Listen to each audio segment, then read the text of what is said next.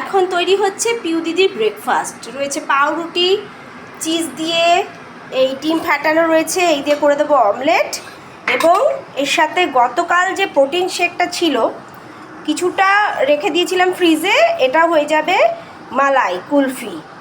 মগে করে রেখেছি, চামচ করে খাবে। এর সাথে দুপুরবেলাও তো পিউ দিদির খিদে পেয়ে যাবে, এরম মানে মিঠি মিঠি খিদে আর কি, প্রপার ভাত রুটির খিদে না। তার জন্য তৈরি হচ্ছে ফালুদা।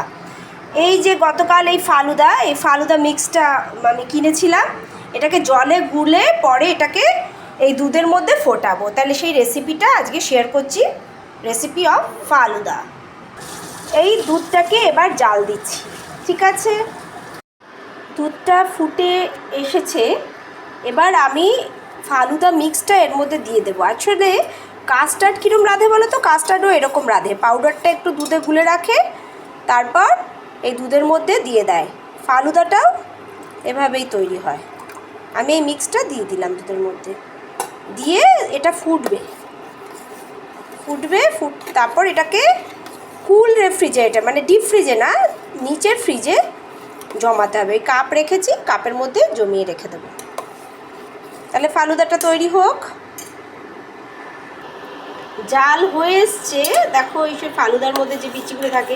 তো এর মধ্যে আমি বোবাও দিতে পারতাম। বোবা হচ্ছে তোমার সাবুদানার বিটস, যেগুলো তোমার যদি চকলেট বোবা দাও তাহলে চকলেট পাউডার করে সাবুদানার বিটস করতে পারো।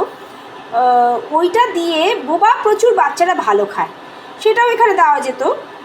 এবার এর মধ্যে যদি গোঁদ কাতিরা দাও, গোঁদ কাতিরা হচ্ছে তোমার অ্যালমন্ড গাছের আঠার যে রজনটা, সেটা যদি তুমি এখন ভিজিয়ে রাখো জলে, সেটা পুরো ক্রিস্টালের মতো হয়ে যাবে, সাবুদানার মতো হয়েছে।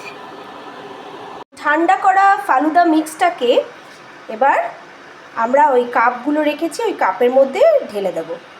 চলো তাহলে ঢেলে দেওয়া যাক। এই একটু নাড়িয়ে নিচ্ছি চামচ দিয়ে, তারপরে এই ফালুদা মিক্সটাকে ঢেলে দিচ্ছি।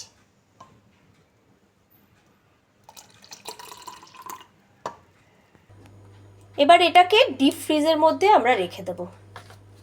ডিপ ফ্রিজে না, মানে কুল ফ্রিজে রাখবো।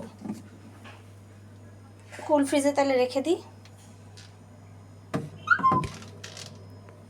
তারপর আমরা যখন খাবো তখন একটা ভিডিও পাবে। এই হয়ে গেল ফালুদা।